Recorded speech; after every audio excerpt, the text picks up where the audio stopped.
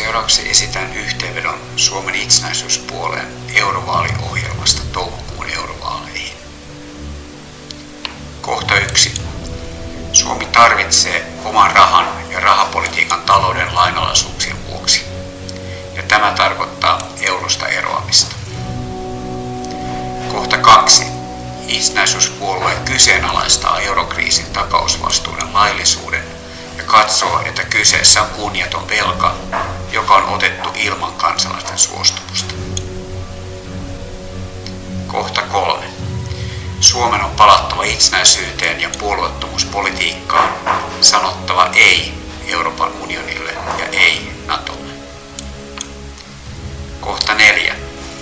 Itsenäisyyspuolue sanoo ei TTIP-vapaakauppasopimukselle, jota Euroopan unioni on tekemässä USA:n kanssa. Kohta 5.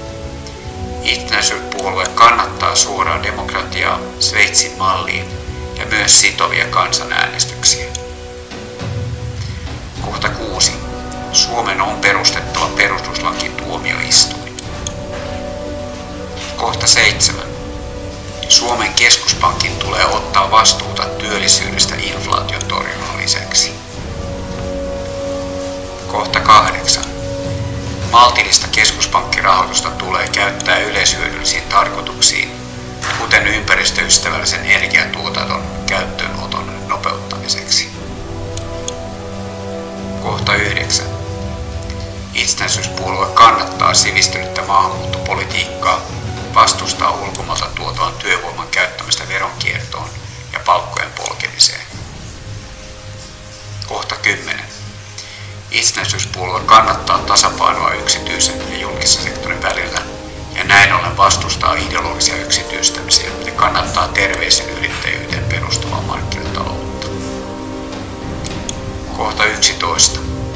Kokonaistuotannon, siis yhteisen kakun kasvattamista tärkeämpää, on sen sisältö ja nykyistä oikeudenmukaisempi jakaminen. Kohta 12. Kohtuuton ihmisten eriarvoistaminen tulee lopettaa. Oikeudenmukaisuutta edistetään muun muassa verottamalla suuria pääoma- ja ansiotuloja nykyistä enemmän ja vastaavasti pieniä tuloja nykyistä vähemmän. Kohta 13. Automaatio ja muut tuotannon tehostamisen vähentävät ihmistyötä.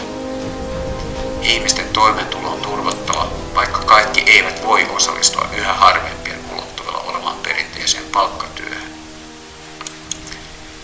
Itsenäisyyspuolueen ehdokkaiden on sitouduttava kannattamaan Suomen eroa Euroopan unionista, vastustettava NATO-jäsenyyttä ja kannatettava kansanvallan lisäämistä.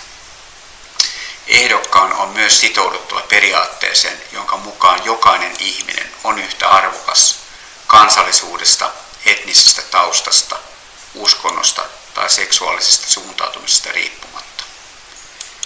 Itsenäisyyspuolueella on konkreettinen vaihtoehto eurosta ja Euroopan unionista eroamiseksi.